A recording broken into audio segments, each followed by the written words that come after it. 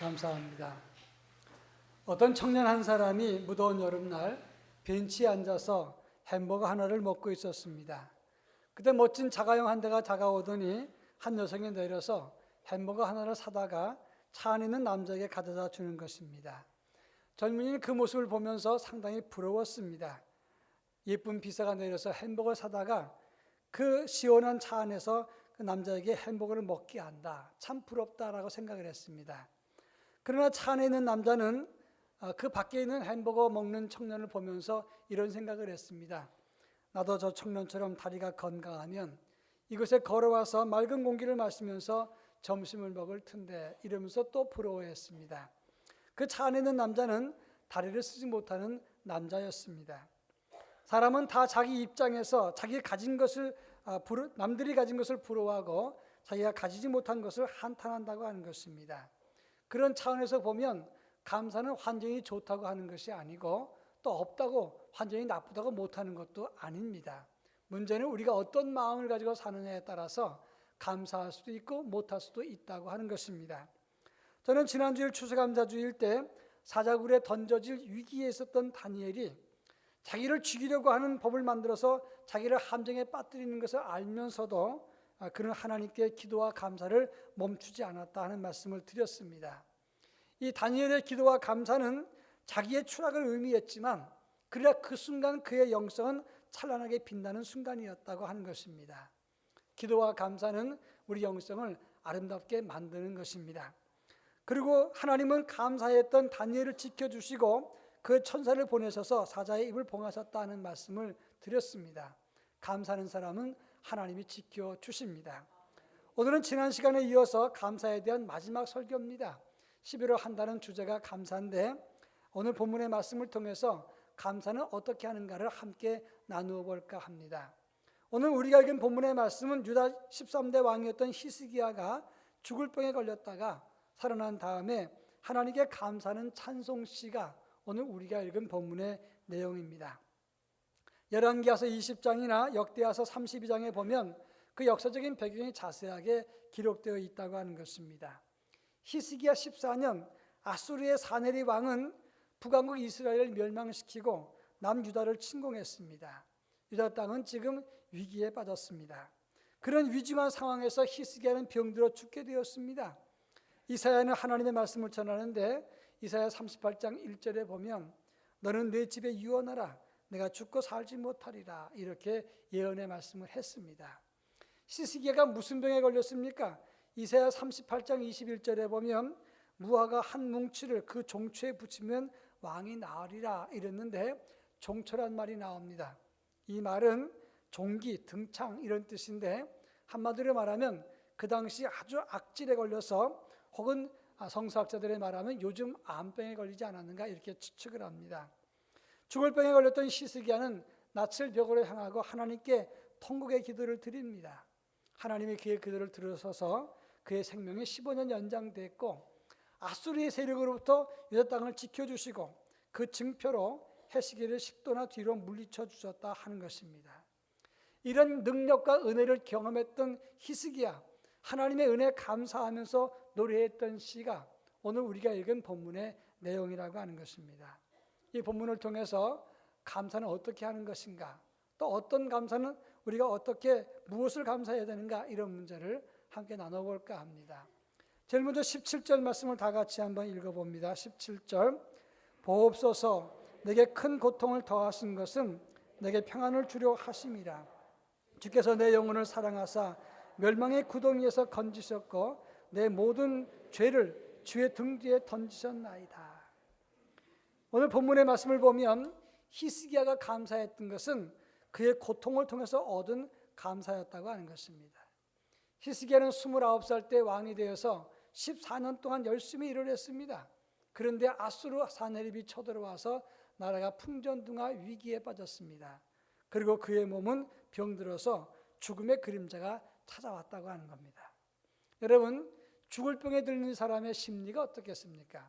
오늘 11절과 13절에서 그걸 설명하고 있는데, 11절의 말씀을 보면 내가 다시는 여호와를 뵙지 못하리니 산자의 땅에서 다시는 여호와를 배웁지 못하겠고 내가 세상의 거민 중에서 한 사람도 다시는 보지 못하리라 이렇게 말합니다. 다시는 이 한 절에 3번이나 반복되었는데 이 다시는 말은 더 이상이란 뜻입니다. 더 이상 산자의 땅에서 하나님도 사람도 뵙지 못합니다. 이렇게 죽게 되는 절망의 심정을 표현하고 있는 거예요. 또 13절에 보면 내가 아침까지 견디어 싸우나 주께서 사자같이 나의 모든 뼈를 꺾으시오니 조속간에 나를 끝내시리이다. 사자가 내 뼈를 꺾는다. 내 뼈를 산산조각 내고 꺾어 부서뜨린다. 이런 뜻입니다. 그리고 끝내시리라. 타슐리메니 여기까지가 끝이다. 이런 뜻이에요. 아무리 애를 써도 여기까지가 끝입니다. 내 뼈는 부서집니다. 나는 이제 다 끝났습니다. 극한 두려움을 표시했다고 하는 것입니다. 여러분, 죽을 위기를 만나는 사람들이 얼마나 고통스러운지 아십니까? 얼마나 힘들고 두렵겠느냐 하는 것입니다. 최근에 신문을 보니까 북아프리카 리비아에서 트리폴리에 최소한 9군데 이상 현대판 노예시장이 있다는 것이 발견이 됐습니다. CNN 기자들이 찾아가서 잠입해서 취재를 했는데 주로 아프리카랑 그리고 중동 난민들이 유럽 가려고 하다가 이 돈이 떨어지거나 아니면 노예 상인들에게 붙잡혀서 팔려나가는 겁니다. 그때 한 20대 청년 나이지리아 사람 인터뷰를 했는데 이 사람 20대 청년 2사람 몸값이 우리나라 돈으로 90만 원이에요. 그러니까 45만 원에 한 사람이 팔려나가는 겁니다. 건장한 청년이. 그런데 그들 대부분은 다 상당한 매질을 당해서 상처가 있고 신체 일부가 손상됐단 말이에요. 그런데 인터뷰할 때 이 청년이 두려움 때문에 부들부들 떠는 그런 장면이 보도되었는데 정말 마음이 아팠습니다. 여러분, 소망이 사라졌을 때, 죽음이 임박했을 때, 내 모든 것을 다 빼앗겠다고 생각했을 때 절망과 두려움과 초라함이라고 하는 것은 상상할 수가 없는 것입니다. 이 히스기야의 절망도 마찬가지였어요. 죽음을 눈앞에 두고 있고 지금 나라가 망할 그런 위기에 놓였을 때 이 히스기야, 아무것도 남지 않고 다 빼앗겼다고 생각했을 때 히스기야의 마음의 두려움이라고 하는 것은 너무나 컸다고 하는 겁니다. 그런데 17절에 보니까 하나님이 어떻게 하셨습니까? 내게 고통을 더하신 것은 내게 평안을 주려 하심이라. 하나님이 나를 사랑하셔서 멸망의 구덩이에서 건지셨고 내 모든 죄를 주의 등 뒤에 던지셨나이다 라고 고백을 했어요. 내게 고통을 더하신 것은 내게 평안을 주려 하심이라. 레살러 마르드 마르, 이 마르라고 하는 말은 마라의 쓴물, 그런 뜻이 쓰다는 뜻이에요. 그러니까 하나님은 나에게 쓰라림으로 쓰라리게 하셨다. 무엇을 위해서? 평안을 위해서라고 말을 할 수 있어요. 이 말을 다르게 말하면 고통을 만나서 쓰라렸지만 하나님은 그것을 통해서 내게 평안을 주셨습니다 라고 하는 고백과 찬양인 거예요. 여러분, 인생 어느 때가 가장 감사할 수 있는 줄 아십니까? 많은 것을 가졌을 때, 좋은 환경 때에 감사하는 게 아니에요. 어느 때 가장 감사하는가? 죽을 병에서 살았을 때 감사할 수 있어요. 절망의 고통 속에서, 깊은 신음 속에서, 절망의 웅덩이 속에 있을 때, 거기서 건져 나올 때 하나님께 감사할 수 있다고 하는 거예요. 여기에 중요한 포인트가 있는 것입니다. 이번에 판문점 공동경비구역에서 남쪽으로 귀순한 북한 병사가 있었어요. 25살 오모 씨인데 탈출 과정은 CCTV로 다 이렇게 공개가 됐습니다. 총을 쏘고 총을 5군데 맞았어요. 폐, 복부 이런 데 맞았습니다. 그런데 수술을 해야 되는데 5군데 이상 총상을 맞았으니까 단계적으로 수술할 수밖에 없어요. 복부에 총이 지나갔기 때문에 복부 장이 파열돼서 오염이 돼갖고 수술한 자국에 오염되니까 상당히 심각한 위기라 이렇게 얘기를 했습니다. 그런데 이 사람이 의식을 회복했어요. 회복하자마자 여기가 남쪽입니까 북쪽입니까 물었답니다. 남쪽이라고 말하니까 뭐라고 말했냐면 그러면 남쪽 노래 좀 들려주십시오. 텔레비전 보고 싶습니다. 먹을 것 좀 갖다 주십시오. 그렇게 얘기를 했어요. 그때 의료진들이 뭐라고 말했냐면 이 사람 여기 남쪽이라고 잘 설명하고 난 다음에 집도의가 이런 말을 했습니다. 당신 몸속에 대한민국 국민의 피가 12,000cc가 지금 돌고 있습니다. 지금 당신 몸을 이렇게 돌고 있는데 그러니까 그 얘기 듣고는 감사합니다를 여러 번 이야기했다는 거예요. 상당히 의미 있는 이야기입니다.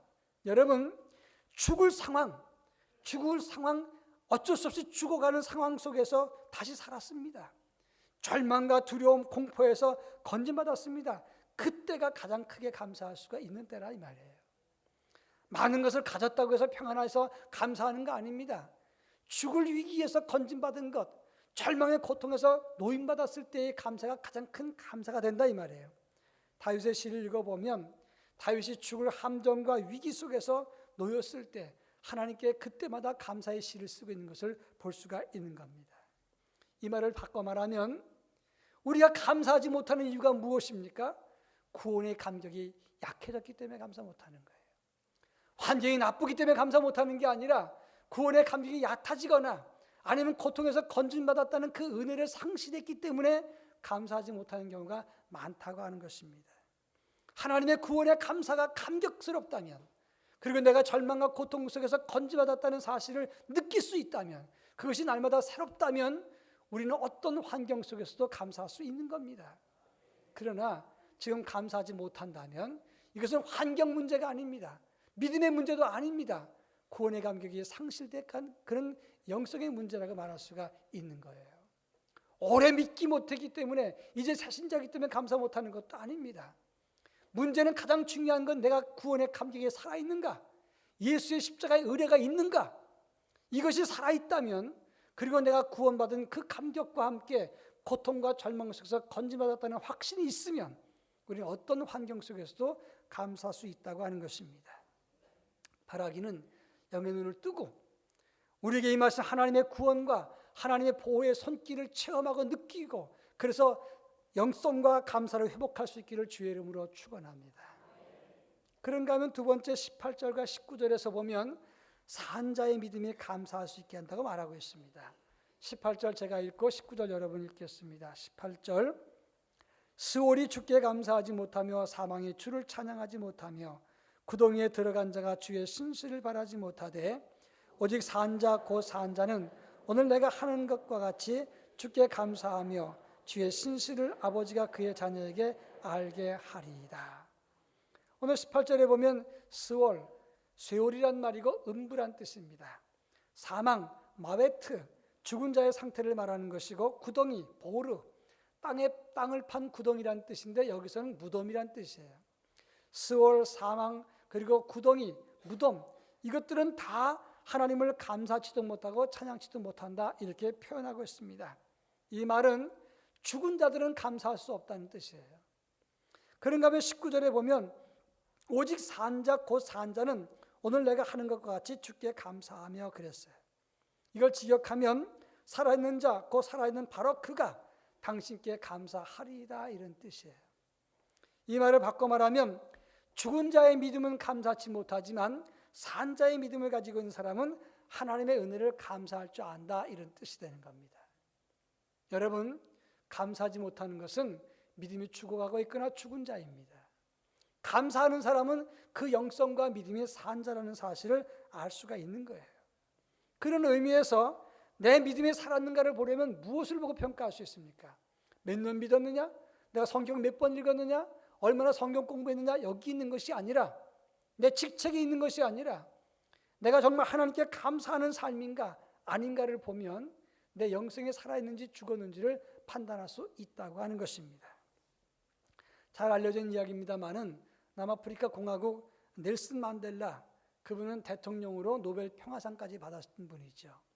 그러나 그분은 정치적인 핍박을 받아서 27년 동안 로벤 아일랜드라고 하는 외딴 섬에서 감옥 생활을 했습니다. 그가 감옥에 들어가서 모진 고문을 만나고, 그리고 멸시를 당하고 자동 대우를 받고 강제 노동을 했어요. 그 로빈 아일랜드라고 하는 그 외딴 섬에 있는 감옥은 건강한 사람이 들어가도 5년만 되면 병신이 됩니다. 그리고 병자가 돼서 거의 죽게 됩니다. 그리고 이 감옥에서 나온 사람이 별로 없어요. 다 죽어요. 그런 사람이 27년 동안이나 건강하게 있다가 나왔습니다. 기자들이 물었습니다. 어떻게 이런 일이 있을 수 있습니까? 그 만델라가 이런 말을 했습니다. 나는 감옥에서 하나님께 감사했습니다. 하늘을 보고도 감사하고 벽을 보고도 감사하고 땅을 보고도 감사했습니다.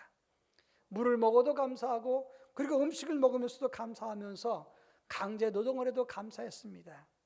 그러다 보니까 희망을 잃지 않게 됐습니다. 환경이나 사람을 본 것이 아니라 하나님이 보이고 사방에 감사할 조건들이 더 많이 보였습니다.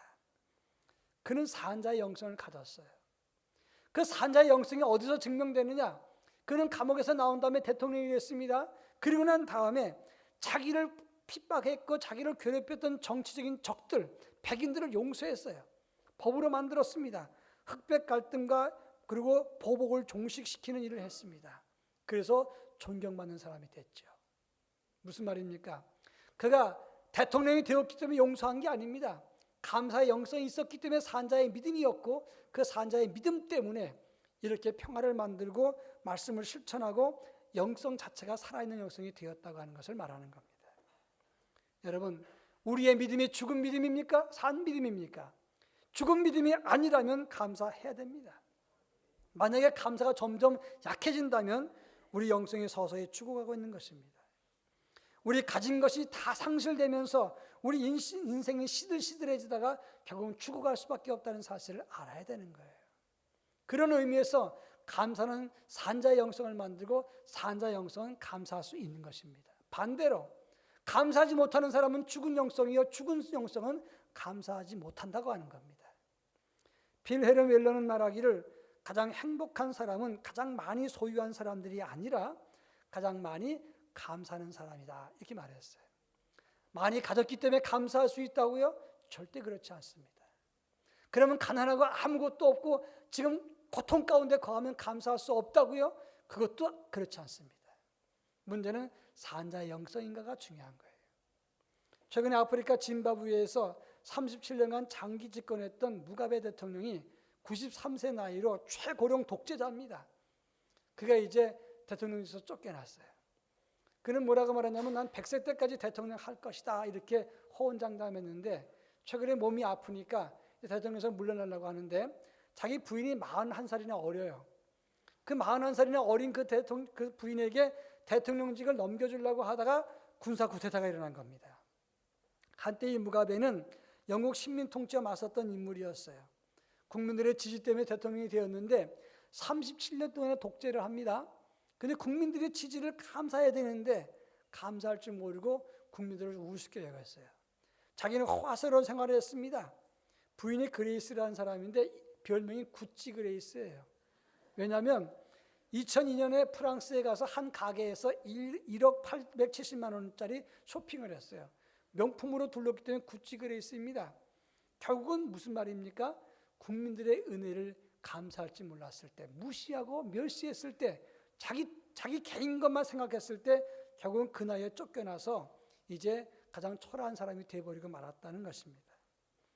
감사함과 고마움을 잃어버리면 권력도 죽은 권력이 됩니다. 국민들이 떠나버립니다. 우리가 하나님의 은혜에 감사하지 못하면 하나님의 은혜도 떠나버립니다. 우리 주변에 있는 가족들 감사하지 못하면 가족들에게서 사랑받지 못합니다. 하나님의 은혜에 감사하지 못하면 하나님의 교회 안에서도 영적으로 무뎌지게 되고 사랑받지 못하게 된다는 사실을 알아야 되는 것입니다. 하나님의 은혜에 감사할 때 은혜가 돌아오는 것이고 가족의 은혜에 감사할 때 가족들의 사랑을 받게 되는 것이고 교회의 은혜에 감사할 때 교회가 활기찬 교회가 되고 산 교회가 될 수 있는 것입니다. 감사의 영성이 있을 때 우리 인생이 풍성해지고 은혜 가운데 거하게 되고 산자의 영성을 갖게 되는 것입니다. 바라기는 우리 교인들 산자의 영성으로 살아있는 감사가 넘칠 수 있기를 축원합니다. 마지막 세 번째 19절에 보면 주의 신실을 아버지가 그의 자녀에게 알게 하리이다 그랬어요. 여기서 말하는 주의 신실은 헤세드라는 말과 같은 뜻입니다. 헤세드는 하나님의 은혜, 사랑, 감사 이런 것을 포함하고 있습니다. 이 말은 하나님께 받은 은혜를 다른 사람에게 알게 하라 이런 의미가 있는 거예요. 오늘 본문에서 말씀처럼 하나님의 은혜를 아버지가 자녀에게 알게 하라. 선생님은 학생들에게 가르치라. 주의 종들은 성도들에게 감사를 가르쳐서 감사의 영성을 가지게 하라. 이런 뜻이 오늘 19절의 마지막 부분이라고 하는 것입니다. 사람의 속성은 죄로 오염되어서 받은 바 은혜는 그때뿐이고 감사를 유지하지는 않습니다. 많은 은혜를 베풀었다고 사람들이 상대방이 감사를 아는 줄 아십니까? 그렇지 않습니다. 그래서 성경에 뭐라고 말합니까? 소는 구유를 알고 말은 주인의 구유를 알건만은 내 백성은 하나님의 은혜를 잊어버렸다고 이사야가 말하지 않습니까? 죄 안에 사는 사람들은 감사하고 하나님의 은혜를 잘 망각합니다.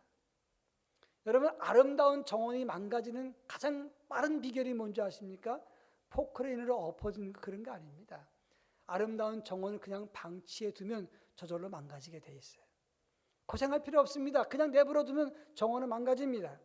마찬가지로 자녀들에게 감사를 가르치지 않으면 그냥 자녀들은 망가지게 돼 있어요. 교인들에게 감사를 가르치지 않으면 교인들도 망가지게 돼 있다는 말씀이에요. 학생들에게 감사를 가르치고 하나님의 은혜를 가르치지 않으면 영성이 무너지고 망가지게 돼 있는 겁니다. 이번에 대기업 총수 3남이 술자리에서 변호사들한테 폭언하고 폭행을 했어요. 너 아버지가 뭐하는 사람이냐? 존댓말 써라. 주주님이라고 불러라. 그 로펌의 주주의 이 집안이, 그러니까 자기 주주니까 이렇게 함부로 하는 거죠. 술 마시다가 뺨 때리고 머리채를 잡고 난동을 폈는데 문제가 되니까 사과를 했어요. 근데 한두 번이 아니에요. 벌써 여러 번입니다. 근데 많은 이 심리학자들이나 교육학자들이 뭐라고 말하는 줄 아십니까? 부모로부터 자식 교육이 잘못됐다는 거예요. 이 총수가 자녀 교육 때문에 늘 힘듭니다 이렇게 얘기를 했는데 잘못 가르친 거예요. 이유가 뭡니까? 돈이 제일이다. 이걸 가르쳐 놓으니까 자식이 배우는 거예요. 지금 우리 주변에 내가 잘 사는 것도 많은 사람 때문에 잘 사는 것이다. 주변의 사람들에 대한 고마움을 알아야 되는데 그걸 가르쳐주지 않았기 때문에 망쳐져 버리고 말았다는 겁니다. 우리 예수 믿는 사람들이 시련을 만나면 그 시련을 이겨내는 모습을 자녀들에게 보여줘야 됩니다. 그리고 힘들고 어려울 때 감사하는 것을 보여줘야 됩니다. 그리고 하나님 우선, 그리고 말씀으로 훈련받는 것을 보여줘야 되는 거예요. 그런데 어른들이 기도하지 않습니다. 감사하지 않습니다. 시련 만나면 넘어지고 시험 들었다가 떠들어댑니다.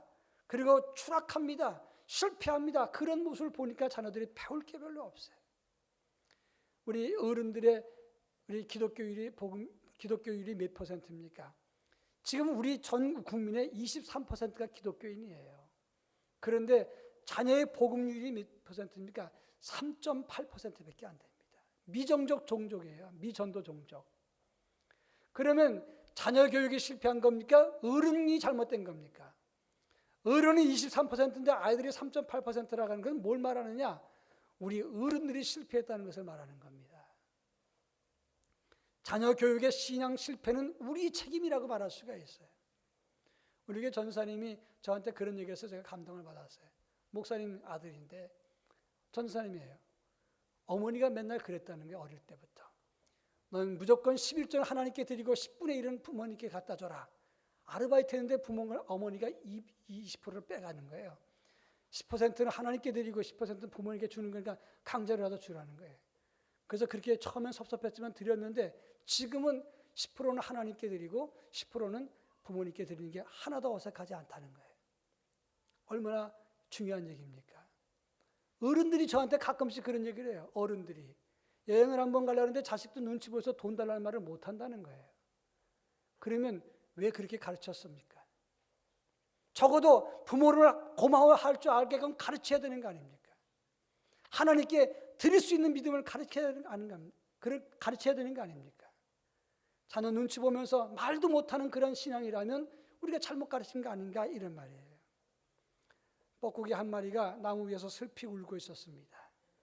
비둘기가 와서 왜 그렇게 슬피 웁니까? 내 아이들이 나를 알아보지 못하고 내가 자녀에게 이런 대접받을 줄 몰랐어요. 비둘기가 질문합니다. 언제 아기 낳아보셨나요? 당신이 둥지 아래에 앉아서 알 품고 있는 것을 보지 못했습니다. 뻐꾸기가 말을 합니다. 부끄럽지만 알을 낳습니다.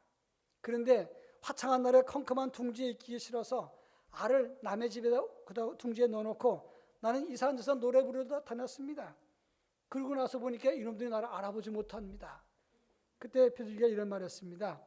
참 욕심이 많으시군요. 심은 것이 없으면 얻은 것도 없는 것이랍니다. 라고 말했어요.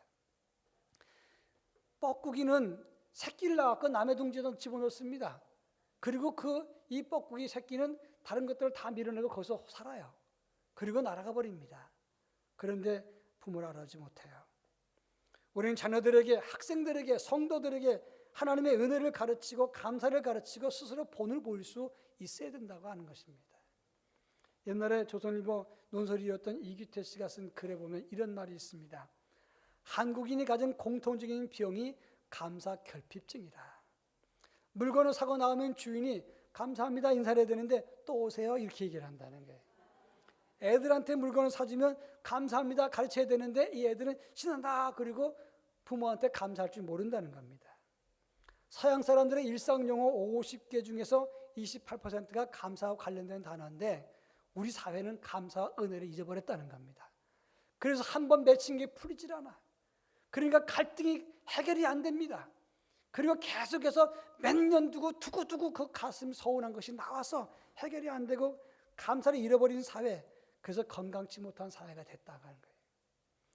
감사를 회복할 때 사회가 건강해지고, 감사를 회복할 때 가정이 건강해지고, 감사 영성이 있을 때 교회와 믿음이 건강해진다는 사실을 알아야 되는 것입니다. 이 세상 가장 큰 저주는 목마름이 아니라 감사하는 마음이 생기지 않는 메마름이라고 하는 말이 있어요.